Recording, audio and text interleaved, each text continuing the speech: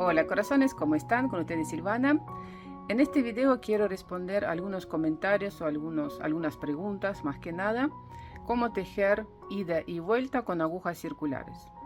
A mí me gusta tejer con agujas circulares porque las agujas estas rectas largas son bastante molestas, son largas para mí, por ejemplo, no sé ustedes, pero son mucho más cómodas agujas circulares. Pero la gente no entiende cómo se teje con agujas circulares y bueno, voy a contestar hoy esta pregunta. Vamos a ver dos ejemplos.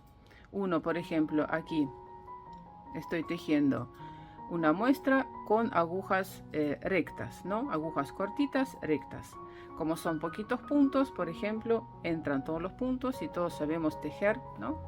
Con aguja recta pasamos tejiendo, paso punto sin tejer y vamos tejiendo. Ahora, este mismo resultado, fíjense, podemos lograr tejiendo con agujas circulares. Nosotros tejemos, montamos los puntos igual que con agujas rectas, sobre una aguja, sobre dos, y una vez que los puntos están montados, simplemente tomamos dos agujas como si fueran estas agujas de igual forma, así, y tejemos pasando los puntos de una aguja a la otra. Y cuando hay muchos puntos, el cable nos ayuda a que todos estos puntos estén sobre el cable. No molesta porque nosotros al hacer esto, ¿no? Nosotros tejemos. Y si son muchos puntos, esta parte se tensiona bastante.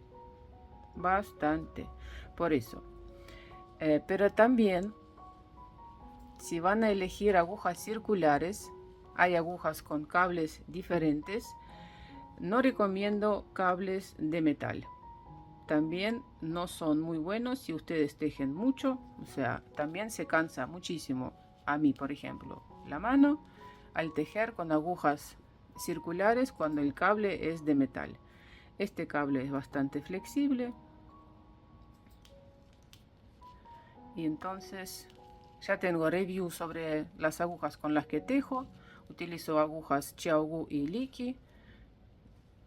Así que bueno, se pueden comprar por separado, por ejemplo, o un set de agujas.